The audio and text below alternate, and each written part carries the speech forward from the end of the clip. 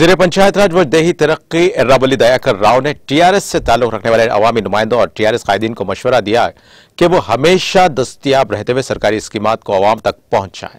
रियासती वज़ीर दयाकर राव ने पालवाकुर्ती हल्के असम्बली के 6 मंडल्स से ताल्लुक रखने वाले पार्टी कायदीन, नौजवानों, एससी और एसटी, बीसी, खवातीन, मजदूर और किसान सोशल मीडिया लीडर्स के साथ एक इजलास मुनाकिद किया। इस मौके पर रियासती वज़ीर दयाकर राव ने कहा कि यूथ कमेटियों को मजबूत और मुस्तहकम बनाने के एक हिस्से के तौर पर 150 अफराद के लिए 3 इंचार्ज जिसका तकर्रुर किया जाना चाहिए, जिनमें एक पार्टी वर्कर, दूसरा खातून और दूसरा महकमे यूथ से होना चाहिए। इन्होंने जिम्मेदारों पर जोर दिया कि वो 5 दिसंबर तक इन बूथ कमेटीज के इंचार्ज का तकर्रुर अमल में लाएं। इस मौके पर मंडल सतह पर बूथ कमेटी को कोऑर्डिनेटर्स को मुकर्रर किया गया। उन्होंने कहा कि बूथ कमेटीज में सरपंच, एमपीटीसी और विलेज कमेटी को शामिल ना किया जाए, बल्कि सीनियर लीडर, इन साबिक और सरपंच और साबिक एमपीटीसी अरकान को कमेटीज में शामिल किया जाए। उन्होंने कहा कि हर गांव और घर के लिए इनफरादी तौर पर मौसूल होने वाली सरकारी स्कीम्स की फहरिस्त गांव के अफसरान अपने पास रखें और अगर हो सके